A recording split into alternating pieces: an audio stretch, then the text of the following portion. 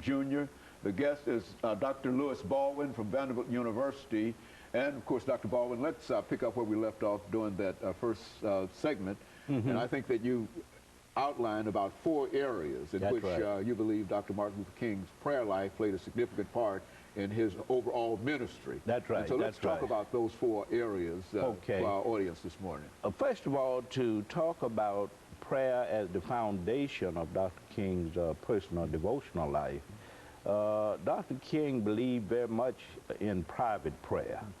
He had a life of private prayer. He would retreat to his pastor's study, and sometimes, of course, he would rent a hotel room, and he would retreat in what was called a personal prayer retreat.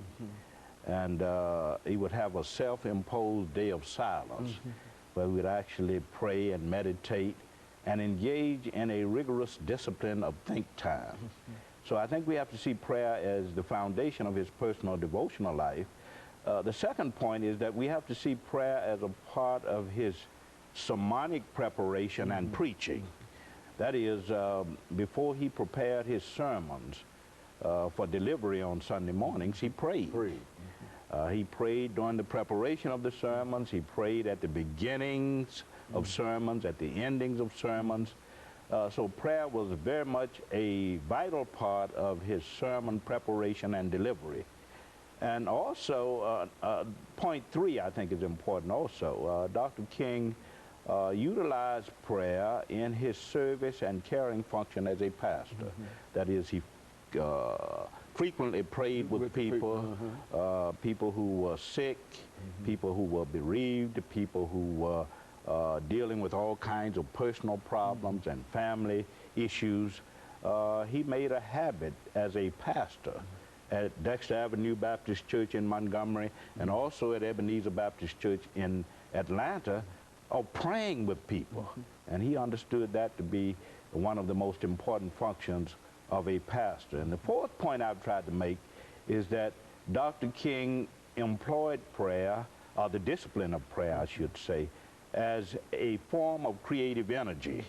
That is a way of inspiring, motivating, affirming, reaffirming, and indeed empowering people in the context of the struggle for equal rights, social justice, human dignity, and peace.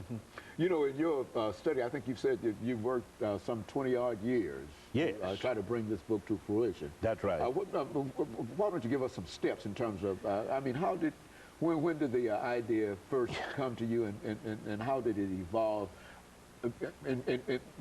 within the context of you writing many other books as this book was evolving? Talk about it from that. Well, I published my first article on Dr. King, I think, in 1984, and that article looked at the, really explored the cultural roots of his religion and his theology. At that particular point, I began to collect Dr. King's prayers, 1984, so that's been about 26 years now. And I started thinking more seriously about his spirituality, because I think in order to understand Dr. King as a social activist or as a civil rights leader, you have to understand his spirituality, because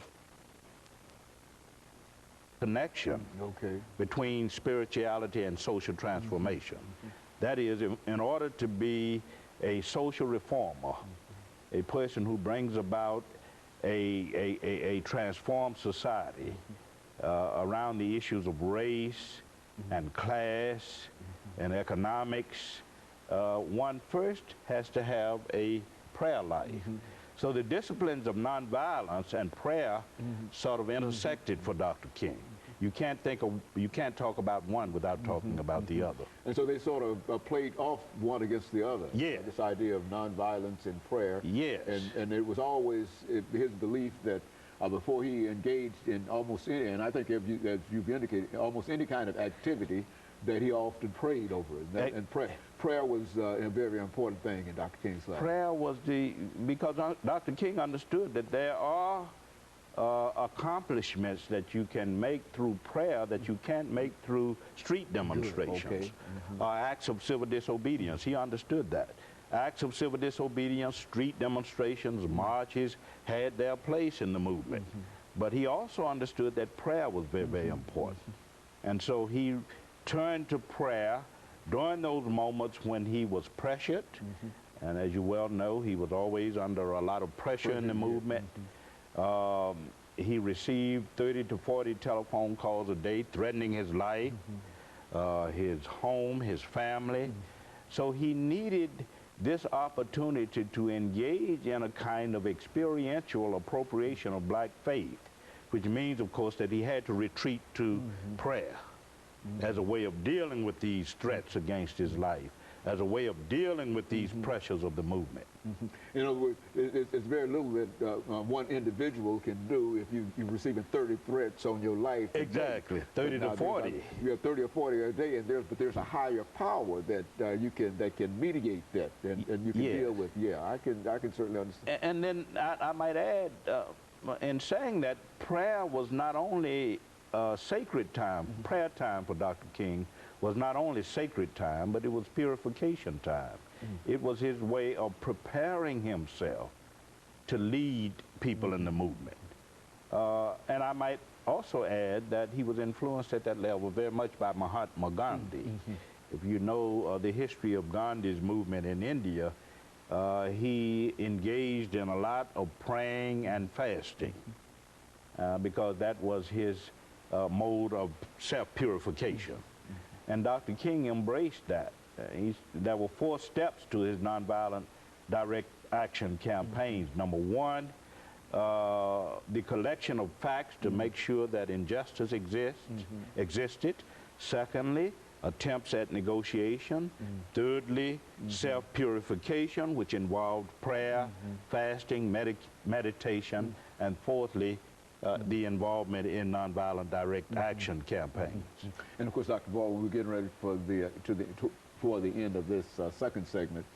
And when we come back, I want you to say something about not only his spirituality, but about the upcoming celebration, because I think that it's always important that we make some new statements in reference to how King ought to be celebrated. Absolutely. I think that you've done it many, many times, and looking back over all of the archives and information we have, these are some excellent statements, but I think that many of them have to be restated. Exactly. Almost every year. Exactly. And so, exactly. And when we come back, we'll deal with that. Exactly. And of course, we'll be back with our audience following this very, very short commercial break.